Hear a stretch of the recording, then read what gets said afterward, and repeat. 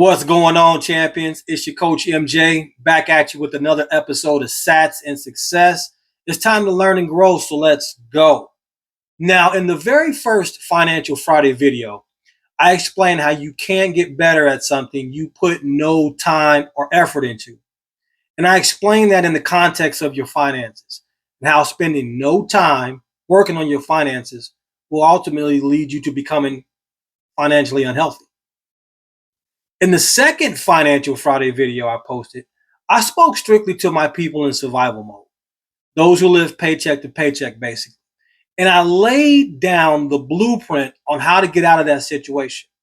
I said after those two videos that I would bring us all back together and discuss some of the ways to put time and effort into working on our financial health. So here we are, let's go. Now, today I'm going to discuss three things you should be doing to spend time working on your financial health. And here is the first one: managing your money management plan, aka that cringe word, budget. Okay. You can't create the plan and only look at it once a month. You have to manage this bad boy.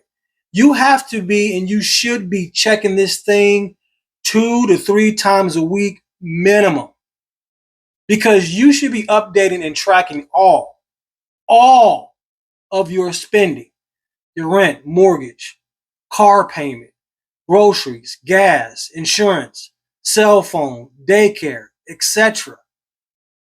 This needs to be tracked like a hawk so that you can make sure you're staying on track. Or if you find that you're over or may go over in a particular category, you can reduce your spending in a different category.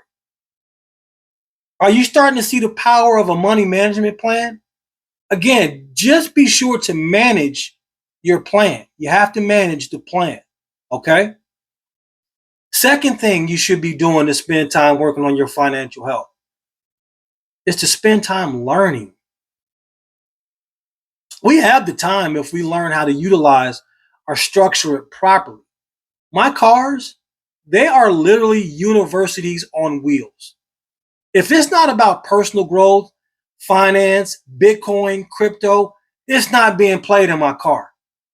It's not being played in my truck. Period. Now, there are a few exceptions on the weekend here and there, but the same goes when I'm in the gym working out. I'm not listening to music. I'm learning more about finance, continuing my Bitcoin and crypto education, because it is the future of finance.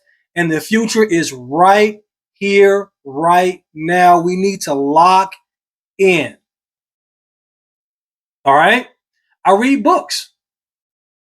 Let me pause and say this again, because I really need you to understand this. You cannot get better at anything you put no time or effort into. You want to be financially healthy? You want to run up a bag? You want to create generational wealth for your family? Okay. You're going to have to put some time into your finances. You're going to have to put some effort into your finances. You're going to have to be like Rihanna and put some work into your finances. Got it? Got to put the work in. Okay. So we're going to wrap this thing up with the last thing I need to give you. The last thing you'll want to do to make sure you're putting in the adequate time and effort to increase your financial health is work on leveling up. There are levels to this. Do not miss this, okay? If you're in survival mode, you have to spend time working on getting into savings mode. Again, I already laid out the blueprint on how to do just that in last Friday's video. Go check it out if you missed it. If you're in savings mode, you have to spend time, energy, and effort working on getting into asset acquisition mode. In other words, investing. And if you're in asset acquisition mode, you have to spend time, energy, and effort in wealth protection mode. See, the major shift in your financial health occurs when you transition from savings mode to asset acquisition mode. Because in an inflationary environment such as we have today, cash is trash. And assets are king. See, when you hear about these high net worth individuals, or very high net worth individuals, somebody worth 5 million, 10 million, 50 million, $100 million, that money isn't sitting in a bank account. That cash isn't sitting in a bank account being debased.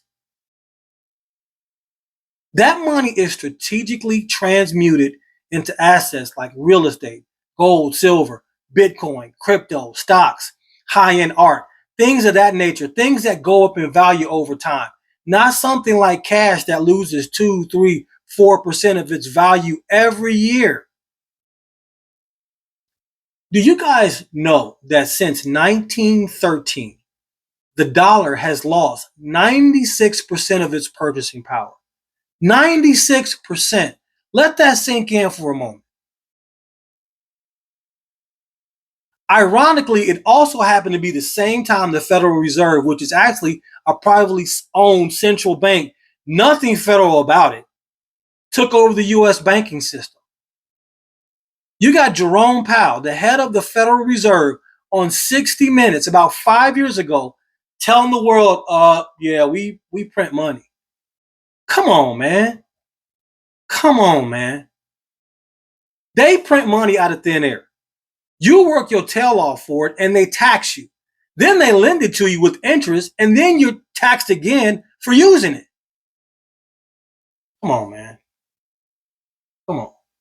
Let me get off my soapbox. We're going to deep dive into this because this whole financial landscape is changing right before your eyes and you need to be prepared for it. Please share this video with somebody. Please share it. Please. We got to be prepared. We have to be prepared. Let's recap. 1, manage your money management plan. 2, spend time learning. 3, work on leveling up. We got to be prepared, champions. We have to stay ready so we don't have to get ready. I love you. I appreciate each and every one of you. I'll see you in the next one. Peace.